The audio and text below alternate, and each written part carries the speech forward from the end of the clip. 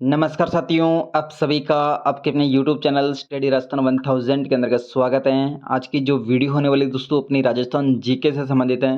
Rajasthan GK में दोस्तों जितने भी विगत परीक्षाओं में जो क्वेश्चन पूछे गए उन क्वेश्चनों के बारे में अपन लगातार इस सीरीज में चर्चा कर रहे हैं, ठीक है। और आज की वीडियो नंबर दोस्तों अपने 96 नंबर की वीडियो है, 96 नंबर की वीडियो, ठीक है। इससे पहले दोस्तों 95 वीडियो मैंने अपलोड कर दी है, जो कि आपको इसी चैनल के अंदर राजस्थान जीके प्रीवियस ईयर के नाम से प्लेलिस्ट बनी हुई है, जहाँ पे सारी की सारी वीडियो मिल जाएगी। और चौहानों के इतिहास से संबंधित दोस्तों आज की लास्ट वीडियो है, जिसमें अपन लगभग 25 क्वेश्चनों के बारे में डिस्कशन करने वाले। तो वीडियो लगभग 15-20 मिनट की वीडियो होगी। वीडियो को पूरी देखना आपके लिए बहुत ही हेल्पफुल रहेगी, ठीक है। तो दोस्तों आज का सबसे पहले क्वेश्चन अपने सामने है, अजमेरू के चौहान को और किस चौहानों के नाम से भी जानते हैं दोस्तों। तो यहाँ पे अजमेर के जो चौहान है इनको और कहाँ के चौहानों के नाम से भी जानते हैं। तो यहाँ पे जो अपना राइट आंसर हो जाएगा दोस्तों, राइट आंसर क्या हो जाएगा, स्पातलक्स के चौहानों के नाम से भी जानते हैं, ठीक है। अजमेर के जो चौहान है इनको दोस्तों कहाँ के चौहानों के नाम से भी जानते हैं, स्पातलक्स के चौहानों के नाम से भी जानते हैं। बिजूलियन शिलालेख के अनुसार मतलब कि जो अजमेर के चौहान है दोस्तों, इनकी जो प्रारंभिक राजधानी थी वो कहाँ पे थी दोस्तों, ये मतलब कि स्पातलक्स या सांबर के आसपास इनकी मतलब ये रहते थे। और इनकी जो राजधानी थी दोस्तों, राजधानी कहाँ पे थी, अहिछत्रपुर यानी कि नागौर इनकी राजधानी थी, ठीक है। सांबर के आसपास के क्षेत्र में रहते थे, लेकिन इनकी जो राजधानी थी वो कहाँ पे थी दोस्तों, अहिछत्रपुर यानी कि नागौर में इनकी राजधानी थी। और जो आमेर या फिर स्पातलक्स का जो मतलब कि स्पातलक्स के जो चौहान थे, इनके संस्थापक के रूप में मतलब कि किसको जाना जाता है, या फिर संस्थापक आदि पुरुष या मूल पुरुष के नाम से वासुदेव चौहान को जो माना जाता है, ठीक है। और ये बात किस में लिखी गई दोस्तों, बिजूलिया शिलालेख के अनुसार है, ठीक है। और इसके अलावा मतलब कि एक और हर्षनाथ का जो शिलालेख है, हर्षनाथ का जो शिलालेख है उसके अनुसार जो मतलब कि जो चौहान थे वो सांबर के आसपास रहते थे, लेकिन इनकी राजधानी कहाँ पे थी दोस्तों, शिखर में, ठीक है। शिखर को उस समय दोस्तों अनंतपुर के नाम से भी जानते थे, ठीक है। अनंतपुर के नाम से शिखर को जानते थे और इनकी राजधानी दोस्तों अनंतपुर थी, ठीक है। ये हर्षनाथ शिलालेख के अनुसार है। और बिजुले शिलालेख के अनुसार इनकी राजधानी दोस्तों अहिछत्रपुर थी, और हर्षनाथ शिलालेख के अनुसार इनकी राजधानी अनंतपुर यानी कि शिखर थी, ठीक है। और एक और मतलब कि अपना ये लेख आता है हमीर महाकाव्य या फिर सुरजन चरित्र जो लेख है दोस्तों, इनके अनुसार मतलब कि चौहान थे कहाँ पे रहते थे, पुष्कर के आसपास में रहते थे। और इनकी राजधानी कहाँ पे थी, पुष्कर, ठीक है।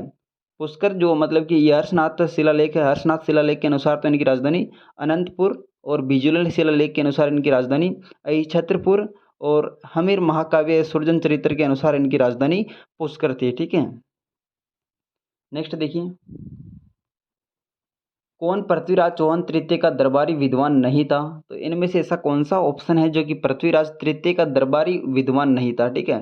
तो यहाँ पे अपन इसकी बात करें तो विद्यापति गौड़ ये पृथ्वीराज चौहान का दरबारी कवि था।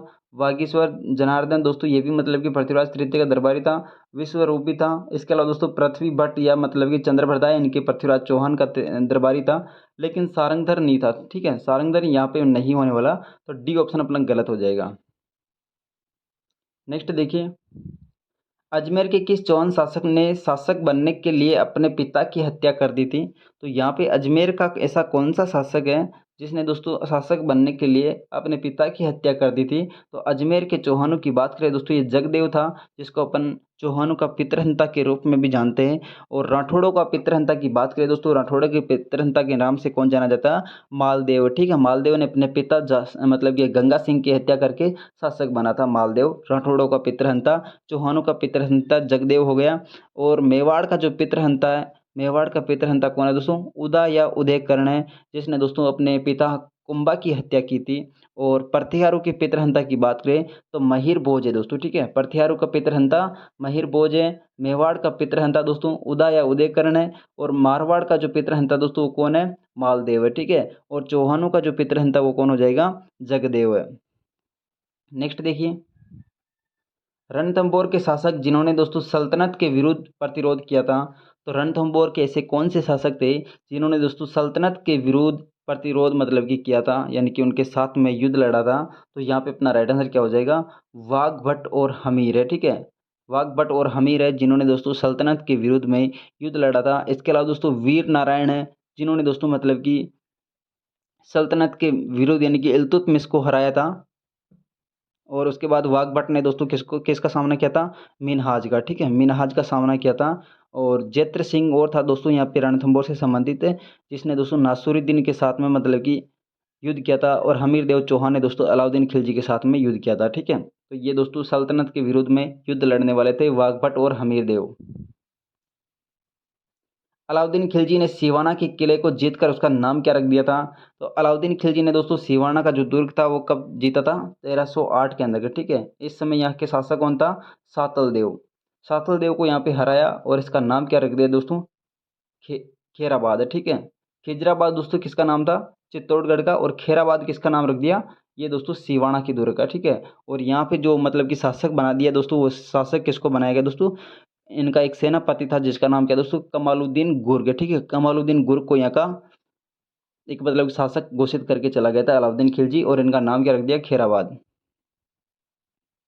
नेक्स्ट देखिए, निम्नलिखित में से कौन सा युगम दुर्ग अलाउद्दीन खिलजी के आक्रमण के समय दोस्तों सुमेलित नहीं है? ठीक है, तो यहाँ पे ऐसा कौन सा ऑप्शन है जो कि दोस्तों अलाउद्दीन खिलजी ने जब आक्रमण किया था उस समय के शासक से सुमेलित नहीं है? तो जालोर की बात करें दोस्तों, जालोर में जब अलाउद्दीन खिलजी ने आक्रमण किया था तो उस समय कौन था दोस्तों? तो यहाँ पे कानड़ देव था। ठीक है, और रणथंभौर में दोस्तों कौन था? हमीर देव चौहान। चित्तौड़ में कौन था दोस्तों? राणा रतन सिंह। और सिवाना में दोस्तों मालदेव नहीं था। ठीक है, यहाँ पे कौन था दोस्तों? सातल देव। ठीक है, सातल देव या फिर शीतल देव के नाम से भी दोस्तों सातल देव, ये दोस्तों सिवान से संबंधित है, तो यहाँ पे अपना बी ऑप्शन गलत है। ठीक है, नेक्स्ट देखिए, पृथ्वीराज चौहान तृतीय का समकालीन चालुक्य शासक कौन था? तो यहाँ पे पृथ्वीराज चौहान का तृतीय, जो पृथ्वीराज चौहान तृतीय है, इसके समकालीन चालुक्य शासक कौन था? तो चालुक्य शासक की बात करें तो दोस्तों यहाँ पे अपना राइट आंसर क्या हो जाएगा? भीमदेव द्वितीय था, जो कि मतलब कि पृथ्वीराज चौहान के समकालीन चालुक्य शासक था। ठीक है, नेक्स्ट देखिए, अजमेर के चौहान राजा जिसने दोस्तों अजमेर में संस्कृत महाविद्यालय की स्थापना की थी, तो अजमेर का ऐसा चौहान राजा कौन था जिसने दोस्तों संस्कृत महाविद्यालय की स्थापना की थी? तो ये कौन हो जाएगा? विग्रहराज चतुर्थ है। विग्रहराज चतुर्थ का शासनकाल दोस्तों 1158 से लेकर 1163 तक इनका शासनकाल रहता है, और इन्होंने दोस्तों संस्कृत महाविद्यालय की स्थापना की थी। और संस्कृत महाविद्यालय को दोस्तों कुतुबुद्दीन ऐबक के द्वारा मतलब कि 1198 में तुड़वाकर इसको मतलब कि एक मस्जिद का रूप दे दिया, और इसको दोस्तों अढ़ाई दिन के झोपड़े के नाम से भी जानते हैं। ठीक है, विग्रहराज चतुर्थ ने इसका निर्माण करवाया था। और विग्रहराज चतुर्थ ने दोस्तों हरिकेली नाटक जो कि संस्कृत भाषा में लिखा था, और इनके दरबारी कवि थे दोस्तों एक सोमदेव, जिन्होंने दोस्तों विग्रहराज चतुर्थ की सॉरी अपने ललित विग्रहराज की रचना की थी। ठीक है, नेक्स्ट देखिए, अर्णोराज के बारे में निम्नलिखित कथनों पर विचार कीजिए। तो यहाँ पे अर्णोराज से संबंधित कुछ कथन दे रखे हैं, इनके बारे में अपन एक बार देखते हैं। अपने राजकाल के प्रारंभ में दोस्तों उसने एक गजनवी आक्रमण को दोस्तों खदेड़ दिया था, तो ये बात अपनी सही दोस्तों। अपना जो अर्णोराज का जो शासनकाल था उसके समय दोस्तों एक गजनवी आक्रमण था, उसको खदेड़ दिया था। वह मालवा के नरवरवन को पराजित करने में असफल रहा था दोस्तों। तो ये दोस्तों मालवा के जो नरवरवन है दोस्तों, इसको पराजित करने में असफल नहीं था, सफल था। ठीक है, सफल था, तो ये ऑप्शन अपना गलत है दोस्तों। ठीक है, तो यहाँ पे सफल था, यहाँ पे असफल नहीं था। उसने चालुक्य नरेश जयसिंह सिद्धिराज की पुत्री पुत्री से विवाह किया था, तो ये बात भी सही है दोस्तों। उसने चालुक्य नरेश मतलब कि जो जय सिंह है सिद्धिराज, इसकी पुत्री थी, उसी के साथ में विवाह किया था। और उसका नाम क्या था दोस्तों जिसके साथ में विवाह किया था? उसका नाम था दोस्तों कंचन देवी। ठीक है, अर्णोराज ने कंचन देवी के साथ में विवाह किया था, और वह अपने ही पुत्र के द्वारा मारा गया, तो ये बात भी सही दोस्तों, वह अपने ही पुत्र जगदेव के द्वारा मारा गया। ठीक है,